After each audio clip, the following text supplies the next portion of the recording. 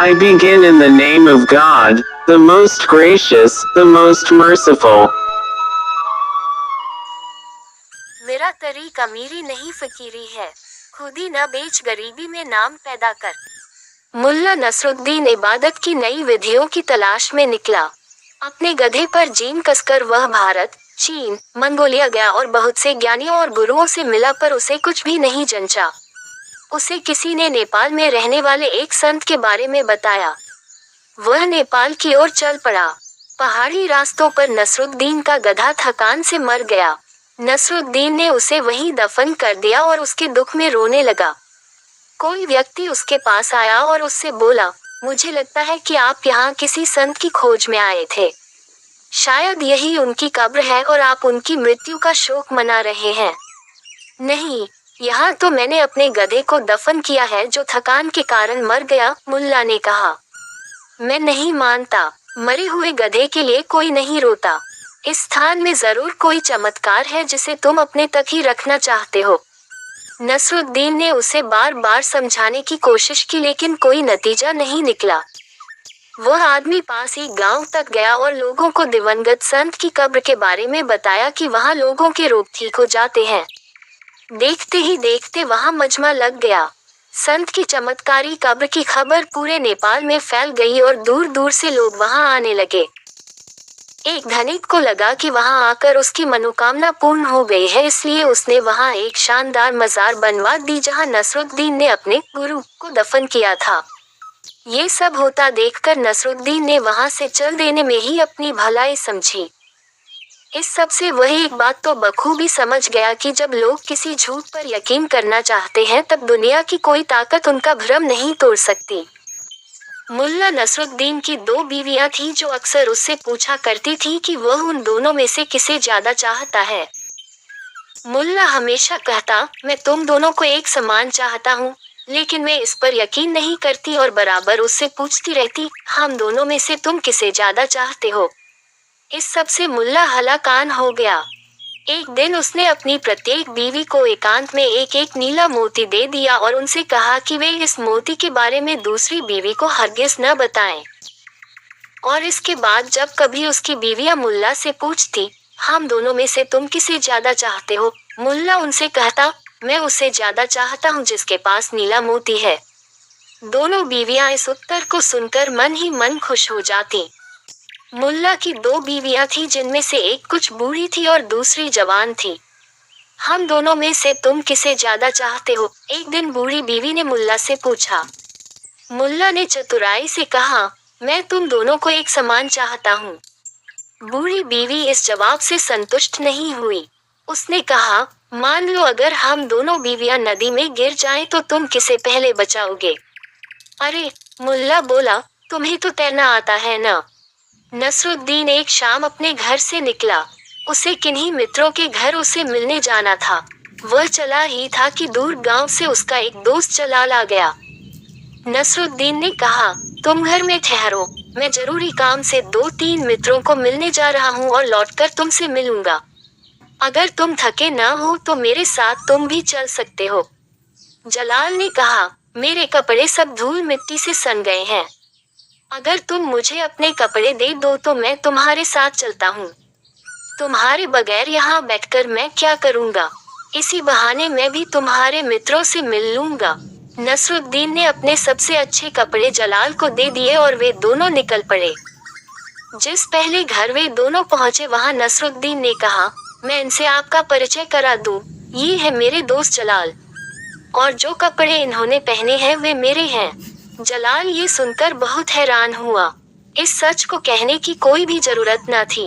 बाहर निकलते ही जलाल ने कहा, कैसी बात करते हो नसरुद्दीन, कपड़ों की बात उठाने की क्या जरूरत थी। अब देखो, दूसरे घर में कपड़ों की कोई बात मत उठाना। वे दूसरे घर पहुँचे। नसरुद्दीन ने कहा, इनसे परिचय करा दूं, ये है मेरे पुराने मित्र जलाल। रही कपड़ों की बात, सो इनके ही है, मेरे नहीं है। जलाल फिर हैरान हुआ। बाहर निकलकर उसने कहा, तुम्हें हो क्या गया है? इस बात को उठाने की कोई क्या जरूरत थी कि कपड़े किसके हैं, और यह कहना भी कि इनके ही हैं, शक पैदा करता है। तुम ऐसा क्यों कर रहे हो? नसरुद्दीन ने कहा, मैं मुश्किल में पड़ गया। वह पहली बात मेरे मन में गूंजती रह गई, उसकी प्रतिक्रिया हो गई। सोचा कि गलती हो गई। मैंने कहा, कपड़े मेरे हैं तो मैंने कहा, सुधार कर लूं, कह दूं कि कपड़े इन्हीं के हैं। जलाल ने कहा, अब ध्यान रखना कि इसकी बात ही न उठे। ये बात यही खत्म हो जानी चाहिए। वे तीसरे मित्र के घर पहुंचे। नसरुद्दीन ने कहा, ये है मेरे दोस्त जलाल। रही कपड़ों की बात, सो उठाना उचित नहीं है। नसरुद्दीन ने जलाल से पूछा, ठीक है न, कपड़ों की बात उठाने की कोई जरूरत ही नहीं है। कपड़े किसी के भी हों, हमें क्या लेना देना, मेरे हो या इनके हों। कपड़ों की बात उठाने का कोई मतलब नहीं है। बाहर निकलकर जलाल ने कहा, अब मैं तुम्हारे साथ और नहीं जा सकूंगा। मैं हैरान हूँ, तुम्हें हो क्या रहा है? नसरुद्दीन बोला, मैं अपने ही जाल में फंस गया हूँ। मेरे भीतर जो मैं कर बैठा, उसकी प्रतिक्रियाएं हुई चली जा रही हैं। मैंने सोचा कि ये दोनों बातें भूल से हो गई, कि मैंने अपना कहा और फिर तुम्हारा कहा। तो मैंने तय किया कि अब मुझे कुछ भी नहीं कहना चाहिए, यही सोचकर भीतर गया था। लेकिन बार बार यह होने लगा कि यह कपड़ों की बात करना बिल्कुल ठीक नहीं है। और उन दोनों की प्रतिक्रिया ये हुई कि मेरे मुंह से यह निकल गया, और जब निकल गया तो समझाना जरूरी हो गया कि कपड़े किसी के भी हों, क्या लेना देना। ये जो नसरुद्दीन जिस मुसीबत में फंस गया होगा बेचारा, पूरी मनुष्य जाति ऐसी मुसीबत में फंसी है। एक गलत सिलसिला शुरू हो गया है, और उस गलत सिलसिले के हर कदम पर और गलती बढ़ती चली जाती है। जितना हम उसे सुधारने की कोशिश करते हैं, वह बात उतनी ही उलझती चली जाती है। एक दिन मुल्ला कहीं जा रहा था कि उसने सड़क पर एक दुखी आदमी को देखा जो ऊपर वाले को अपने खोटे नसीब के लिए कोस रहा था।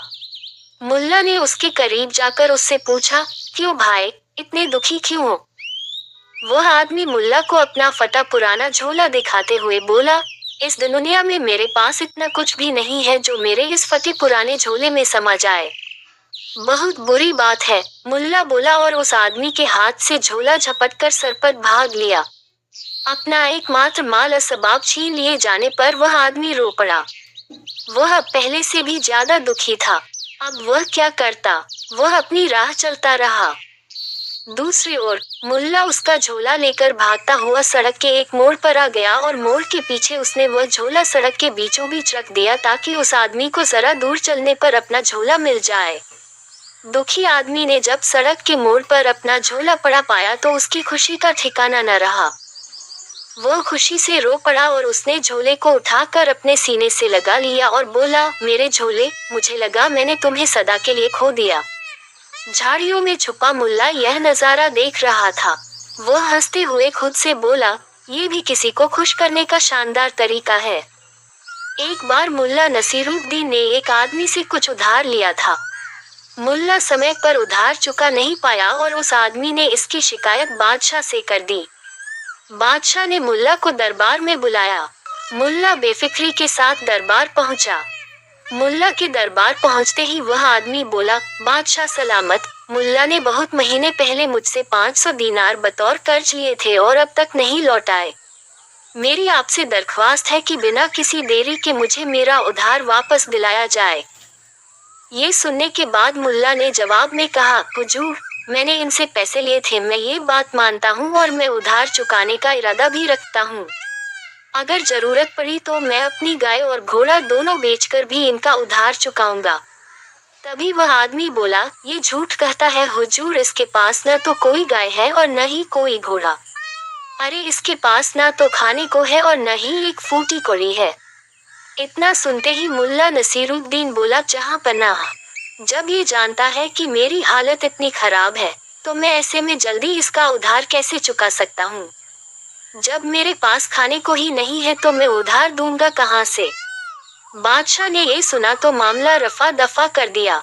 अपनी हाजिर जवाबी से मुल्ला नसीरुद्दीन एक बार फिर बच निकलने में कामयाब हो गया। Subscribe and share and like and comment, but now as you like.